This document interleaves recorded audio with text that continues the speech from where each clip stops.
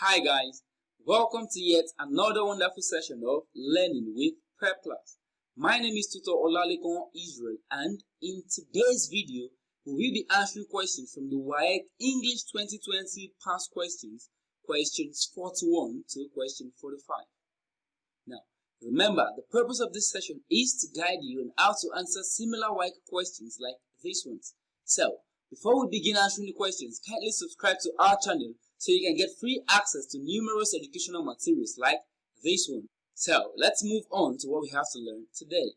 Question 41 from section 5 of WAEC English 2020 past questions. The instruction reads, from the word or group of words lettered A to D, choose the word or group of words that best completes each of the following sentences. From the word or group of words lettered A to D, choose the word or group of words that best completes each of the following sentences. So, we are expected to select the option that best completes each of the following sentences. Question 41 reads, the soldiers lay dash the town to arrest the terrorists. The options we have are siege on. The soldiers lay siege on the town to arrest the terrorists.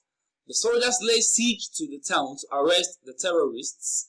The soldiers lay siege with the town to arrest the terrorists. The soldiers lay siege by the town to arrest the terrorists. Now, the word siege is a military operation in which enemy forces surround a town or building.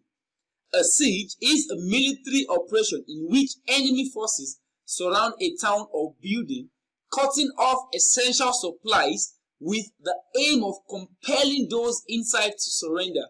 So, basically, the soldiers in this sentence want the terrorists to surrender. So, if police, soldiers, or journalists surrounds a place, they surround it in order to force the people there to come out or give up control of the place. So, soldiers can lay siege. What they have done is to lay siege to the place. So, the answer to this question is the soldiers lay siege to the town to arrest the terrorists. Soldiers do not lay siege on, they do not lay siege with, they do not lay siege by, they lay siege to. You can only lay siege to. So the soldiers lay siege to the town to arrest the terrorists. That is to say, soldiers have surrounded the town, cutting off all major supplies in order to make the terrorists surrender. So, moving on to the next question, question number 42.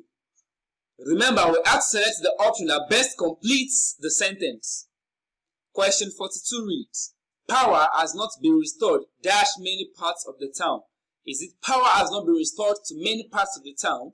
Power has not been restored in many parts of the town. Power has not been restored for many parts of the town. Power has not been restored with many parts of the town. Now, the word restored means to. Emphasis on to. To return something or someone to its former state. Restored means to return something or someone to its former state. Now, this sentence suggests that many parts of the town used to have power, but for some times now, they have not had power supply. So, it basically means that the power has not been restored to many parts of the town because the word restore means to return. So, restore to is a phrasal verb. So, the answer to this question is to. Power has not been restored to many parts of the town. Remember, to restore means to return something to. Emphasis on the word to. To restore means to return something to its former state. So, power has not been restored to many parts of the town. So, moving on to the next question. Question 43 reads. Question 43 reads, we got to the hall after the play dash started. Option A, we got to the hall after the play is started. Option B, we got to the hall after the play have started. Option C, we got to the hall after the play had started. And option D, we got to the hall after the play was started. Now, this question is based on tense. Remember, tense is the ability of a verb to be able to change form depending on time. So there is a topic called sequence of tense in English grammar. Now, the verb phrase in a subordinate clause must agree with the verb phrase in the main clause. This is the rule of sequence of tense. The verb phrase in a subordinate clause must agree with the verb phrase in the main clause. Now, in this sentence, we have two clauses. We got to the all. That is the main clause. After the play dash started is the subordinate clause. Remember, main clauses can stand on their own. Subordinate clauses cannot stand on their own. So, we go to the all, can stand on its own and be completely meaningful. But after the play dash started, cannot stand on its own. So, we go to the all is the main clause. Now, got, the tense there is got, the past tense of get. Now, this is past tense. The verb in the main clause is past tense. Now, the subordinate clause, after the play dash started. Now, started is also a tense in the past tense. So what? The sequence of tense rule has been obeyed. The tense in the main clause and the tense in the subordinate clause agrees. So to agree with the rule of sequence of tense, we have to select a past tense verb from the options. Now, the only past tense verb we have here are had and was. We only have had and was. They are the only past tense verb in the options. So we have to use a past tense verb to fill in the blank space, because going by the rule of sequence of tense, the tense in the main clause must agree with the tense in the subordinate clause. So we have got, which is the tense in the main clause. It's past tense. So the option has to what? Also be a past tense verb. Now, how do we know the appropriate option? Simple. Was should be used with an ing verb, like sleeping. Whenever you use the verb was, it should be used with an ing verb. I was sleeping. But had should be used with a participle verb, like stopped. Stop is the base form of the verb stop. Stopped is the past tense. Stopped is the participle tense. So started is a participle verb. So the appropriate verb from amongst the option is had.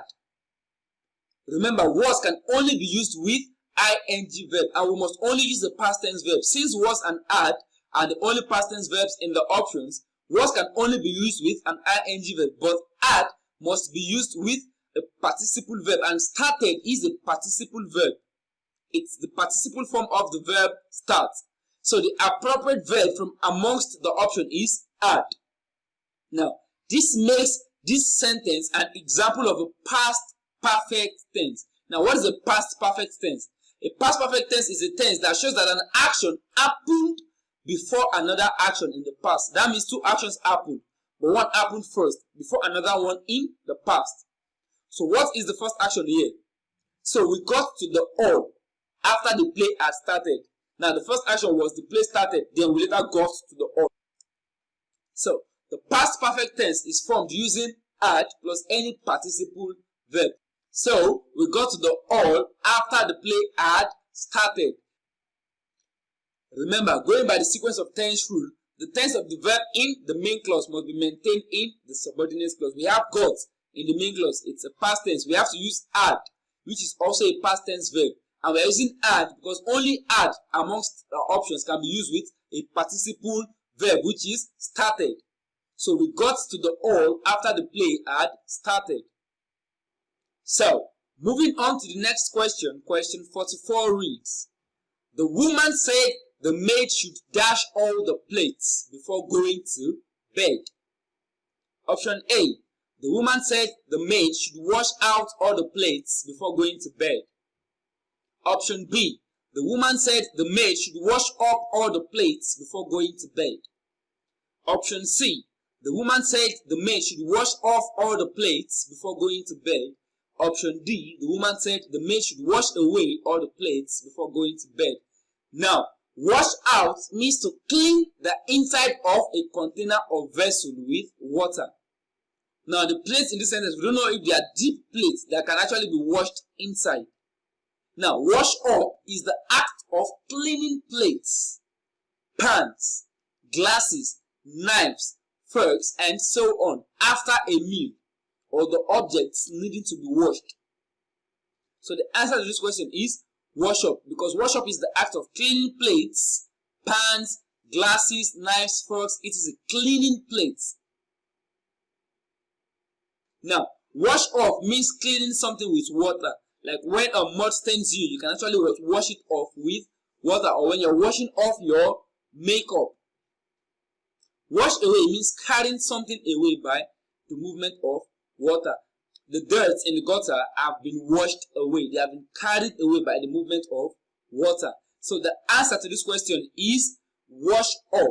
The woman said the maid should wash up all the plates before going to bed. Remember, wash up is the act of cleaning plates, pans, glasses, knives first, etc. after a meal, or the objects needing to be washed. So, moving on to question 45. Question 45 reads, John, would you mind lifting the box? Option A, yes I do. Option B, no I wouldn't.